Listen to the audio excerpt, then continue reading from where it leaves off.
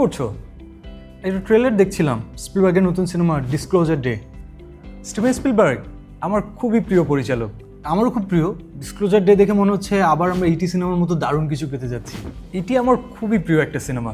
তবে স্পিলবার্গের ব্যাপারে মজার একটা তথ্য কি জানো? কি ব্যাপার? পৃথিবীর সবচেয়ে প্রভাবশালী ও প্রতিভাবান চলচ্চিত্র পরিচালক হলেও ইউনিভার্সিটি অফ সাউদার্ন ক্যালিফোর্নিয়ার ফিল্ম স্কুল থেকে তাকে 3বার রিজেক্ট করা হয়। অন্য কলেজে পড়াশোনা শুরু করলেও ড্রপ আউট করেন। বলো কি, স্পিলবার্গ 3বার রিজেক্ট হয়েছেন? তার মানে সিনেমা নিয়ে তার কোনো প্রাতিষ্ঠানিক জ্ঞান নেই। সেটা আর এক মজার ঘটনা। বিখ্যাত পরিচালক হওয়ার প্রায় 35 বছর পর 2002 সালে তিনি আবার গ্রাজুয়েশন শেষ করেন। এত জনপ্রিয় আর সফল হওয়ার পর তিনি গ্রাজুয়েশন করতে গেলেন কেন? কারণ তিনি তার সন্তানদেরকে বোঝাতে চেয়েছেন যে পড়াশোনা করাটা আসলে কতটা জরুরি। তার মানে স্পিলবার্গ মানেই আসলে দারুণ কিছু, মানে পর্দার সামনে হোক বা পিছনে।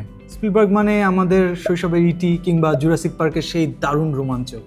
ছোট থেকেই আমি তার সিনেমা দেখছি। হ্যাঁ, উনি আসলে সিনেমার ল্যান্ডস্কেপই পাল্টে দিয়েছেন। মানে আমেরিকার একটা সময়ে গ্রীষ্মকালে কেউ সিনেমা দেখতে চাইতো না, ঘোরাঘুরি ছিল প্রধান বিনোদন।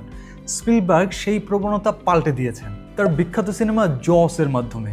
হাঙর নিয়ে তৈরি এই সিনেমা ছিল সামার ব্লকবাস্টার, আর এই ধারা তৈরি করেছিলেন স্পিলবার্গ। জস আমিও দেখেছি, তবে আমার পছন্দ জুরাসিক পার্কের সিনেমাগুলো। সেটা নিয়েও কিন্তু একটা মজার ঘটনা আছে।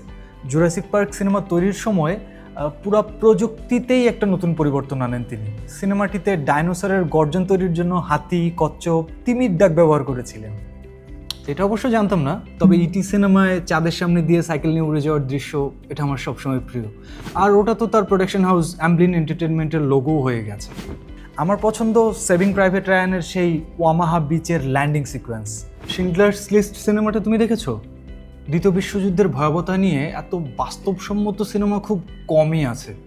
এই সিনেমা থেকে স্পিলবার্গের 1 টাকাও পারিশ্রমিক নেয়নি, লাভের টাকা পুরোটাই দান করেছেন। তবে তার অর্জনের ঝুলিটাও কিন্তু বিশাল। এখন পর্যন্ত সর্বোচ্চ মনোনয়ন সহ 3বার অস্কার, গোল্ডেন গ্লোব, বাফটা পুরস্কার সহ আরও কত পুরস্কার জিতেছেন তিনি।